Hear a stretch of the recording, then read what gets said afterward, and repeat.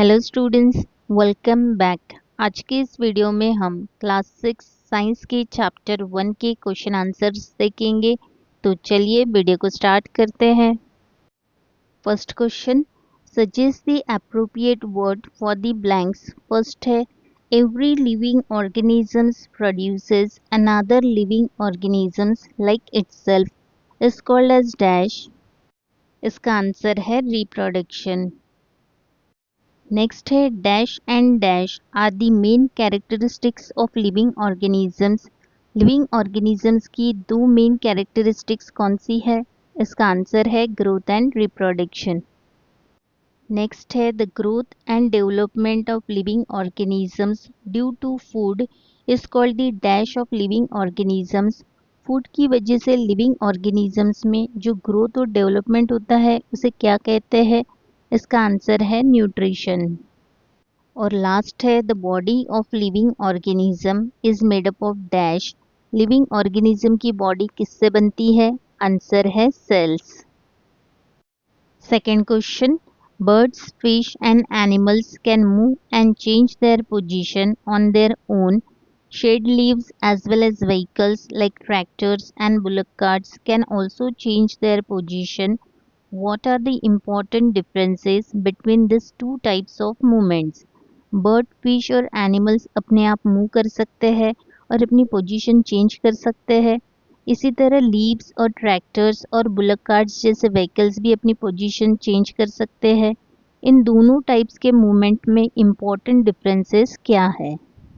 इसका आंसर है, birds, fish and animals are living things.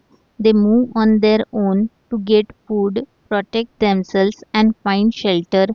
Bird, fish और animals living things है, इसलिए ये अपने आप मूवमेंट कर सकते हैं। Second point, shed leaves, tractors and bullock carts can not move on their own.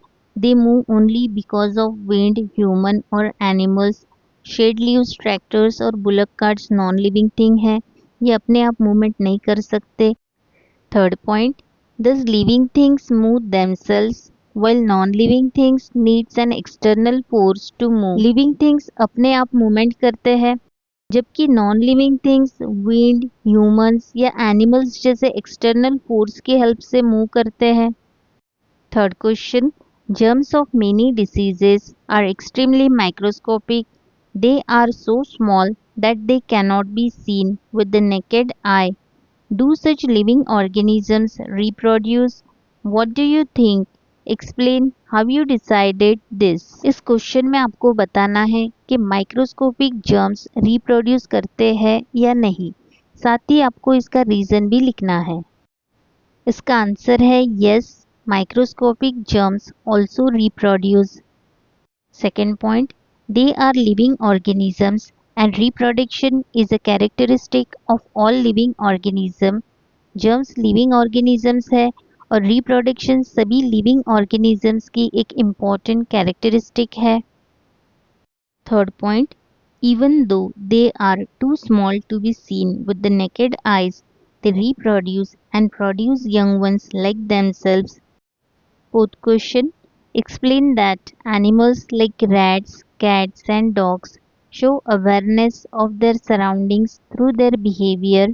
Write down your experiences about it and observation of how they behave in different situations. यह आपको एक्सप्लेन करना है कि animals जैसे rat, cat और dog अपने behaviour से अपने सराउंडिंग की अवेयरनेस कैसे शो करते हैं। साथ ही हमें अपने ऑब्जर्वेशंस या एक्सपीरियंसेस भी लिखने हैं। Answer, first point, animals like rats, cats and dogs are aware of their surrounding. Animals अपने सराउंडिंग के बारे में अवेयर होते हैं। Second point, a rat runs into its hole when it hears a sound. Third point, a cat chases a mouse when it sees one. Fourth point, a dog wags its tail when it sees its owner and barks at strangers. Thus, animals are aware of their surroundings and respond accordingly. Fifth question, make a list of different types of animals movement along with the animals that move in those ways. इस question में आपको animals के different types of movements और उन movements के examples लिखने हैं। Answer, walking movement के एग्जाम्पल्स है काऊ, डॉग और कैट। रनिंग मूवमेंट के एग्जाम्पल्स है हॉर्स और चीता। जंपिंग मूवमेंट के एग्जाम्पल्स है फ्रॉग और कांगारू। फ्लाइंग मूवमेंट के एग्जाम्पल्स है स्पैरो, पिजन और ईगल। स्विमिंग मूवमेंट के एग्जाम्पल्स है फिश और वेल। क्रॉलिंग मूवमेंट के एग्जाम्पल्स है स्नेक और अर्थवॉर्म। क्लाइंबिंग मूवमेंट के एग्जाम्पल्स है मंकी और squirrel. Sixth question. Plants respond to stimuli. Write down as many observations and experiences as you can which demonstrate this. इस question में plants के अलग अलग स्टिम्युली के रिस्पॉन्स को एक्सप्लेन करना है, साथ ही अपने ऑब्जर्वेशंस भी लिखने हैं। Answer, the leaves of the touch me not plant close when touch. Second point, the sunflower turns towards the sun. Next है a climber grows by winding around support. Fourth point, roots grow towards water. और last है leaves grow towards sunlight. This plants also respond to stimuli and react to their surrounding. Seventh question, turtles stay in water for a long time. Why do they come to the surface repeatedly and poke their heads out of the water? Fish, however, do not try this. Why? इस question में आपको explain करना है कि turtles बार बार पानी की surface पर क्यों आते हैं और फिश ऐसा क्यों नहीं करती, इसका रीज़न लिखना है। इसका आंसर है, turtles live in water but breathe through lungs, so they come to the surface again and again to breathe air.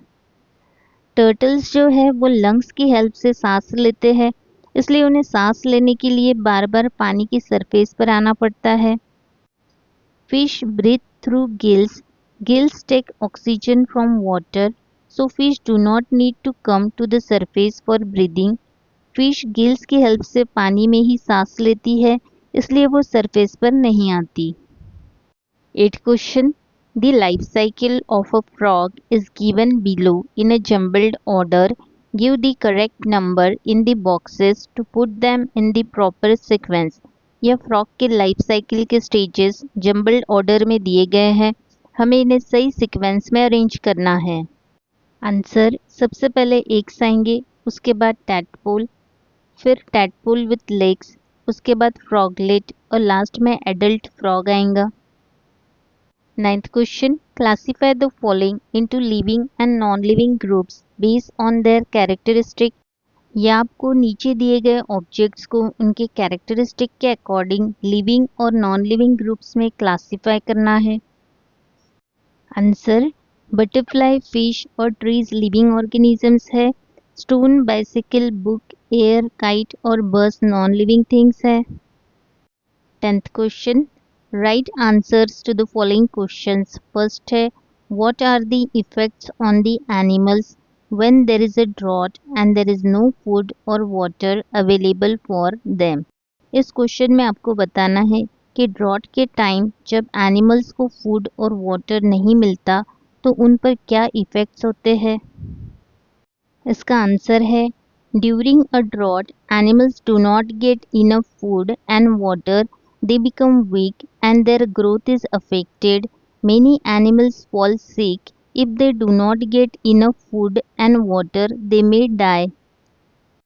B question. A tiger cub grows.